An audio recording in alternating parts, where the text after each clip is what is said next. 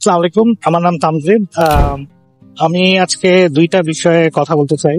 একটা হচ্ছে গিয়ে ইউএস অ্যাডমিশনের ব্যাপারে এমওআই দিয়ে অ্যাপ্লাই করা যায় কি যায় না।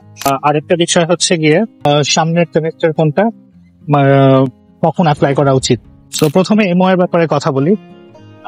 এমওআইটা কি এটা বুঝতে হবে আগে। এমওআই হচ্ছে মিডিয়াম অফ ইনস্ট্রাকশন। যেসব ইউনিভার্সিটিতে অথবা কোনো এডুকেশনাল ইনস্টিটিউশনে পড়াশোনাটা আর কি ইংলিশ ভার্সনে হয়, দ্যাট মিনস বইগুলো ইংলিশে, বাট ল্যাঙ্গুয়েজ অফ ইনস্ট্রাকশনটা ইংলিশে হওয়া উচিত, বাট ওটা সাধারণত দেখে না। বাট বইগুলো ইংলিশে হতে হবে। যদি বইগুলো ইংলিশে থাকে তাহলে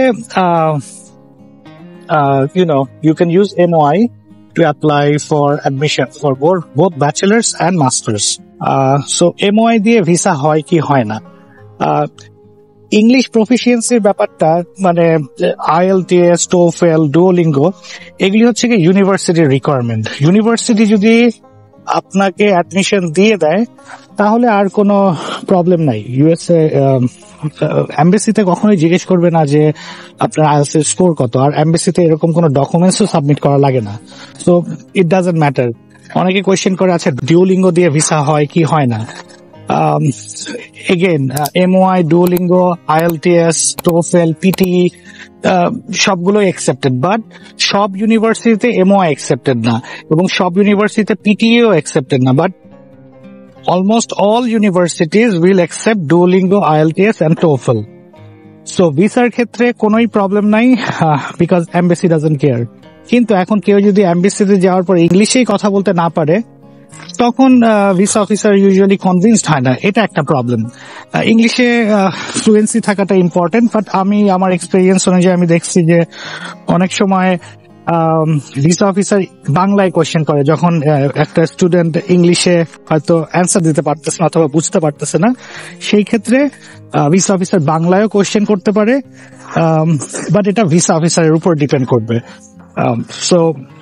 So you can apply with MOI, Duolingo, IELTS, TOEFL, doesn't matter. But MOI দিয়ে অ্যাপ্লাই করার একটাই ড্রব্যাক, সেটা হচ্ছে গিয়ে যে ইউনিভার্সিটির সিলেকশন কম।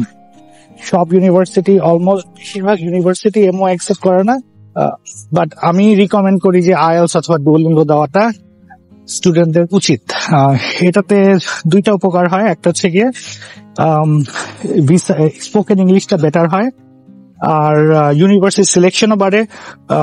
অনেক সময় অনেক স্টুডেন্ট খুব মানে অনেক টাইপের সাবজেক্ট নিয়ে অ্যাপ্লাই করতে চায়। তো MOI দিয়ে যদি ইউনিভার্সিটি সিলেকশন কম হয় তখন সাবজেক্টেরও কিছুটা দেখা যায় যে যেই সাবজেক্টে আপনি পড়াশোনা করতে যাচ্ছেন ওই সাবজেক্টটা নাও পাওয়া যেতে পারে। ওকে, এটা গেল। আরেকটা হচ্ছে গিয়ে নেক্সট সেমিস্টার হচ্ছে গিয়ে সামার আছে, আর একটা হচ্ছে গিয়ে ফল, যেটা শুরু হয় হচ্ছে গিয়ে সেপ্টেম্বরে, আর সামার শুরু হয় মে মাসে। এখন সামারে আমেরিকার বেশিরভাগ ইউনিভার্সিটি ইন্টারন্যাশনাল স্টুডেন্টদেরকে নেয় না, কারণ ওরিয়েন্টেশনের ব্যাপার থাকে, আর ওরিয়েন্টেশনের অ্যারেঞ্জমেন্ট করতে হয় ইউনিভার্সিটিতে। সো দেখা যায় যে বেশিরভাগ ইউনিভার্সিটি সামারে অ্যাকসেপ্ট করবে না। এটা গেল।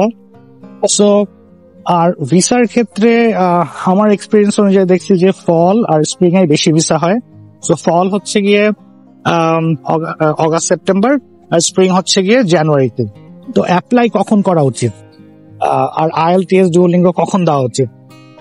IELTS, Duolingo as soon as possibly দেওয়া উচিত। আর আমেরিকা অ্যাপ্লাই করার জন্য 1 বছর আগের থেকে প্রিপারেশন নেওয়াটাই বেস্ট, কারণ ইন্টারভিউ ডেটের ব্যাপার আছে। সো যারা তোমরা সেপ্টেম্বরের জন্য অ্যাপ্লাই করতেছো তারা as soon as possible IELTS অথবা Duolingo দিয়ে দাও। যারা MOI দিয়ে অ্যাপ্লাই করতে চাও MOI দিয়ে অ্যাপ্লাই করে ফেলতে পারো। ইন দ্য মিনওয়াইল মানে MOI দিয়ে অ্যাপ্লাই করে ইন্টারভিউ ডেটটা বুক করে রাখো। In the meanwhile take IELTS or Duolingo, কারণ ইংলিশ প্র্যাকটিস করাটা ইম্পর্টেন্ট। সো যেন ইন্টারভিউটা যেন ভালো হয়। আর এত খরচ করে তোমরা অ্যাপ্লাই করবা, so why not prepare yourself really good, so that তোমাদের এই যে খরচটা যেটা হবে অ্যাটলিস্ট তোমাদের থেকে যেন বেস্ট ট্রাইটা তোমরা দিতে পারো। ভিসা হওয়াটা তো ইউএস এর ভিসাটা গ্যারান্টিড না, বাট এমনও না যে পুরোপুরি 100% লাকের উপর ডিপেন্ড করে। ভালো যারা ক্যান্ডিডেট তারা ভিসা পেয়ে যাচ্ছে। তারপরে দেখা যায় যে মাঝে মাঝে 2-1 জনের ভিসা হয় না, মানে 2-1 জন না, মানে কিছু পার্সেন্টেজ স্টুডেন্টস এর ভিসা হবে না। এনিওয়েজ, গুড লাক গাইজ যারা অ্যাপ্লাই করতে যাচ্ছে in the future. Hopefully you guys will do your best and prepare yourself for the interview. Thank you so much.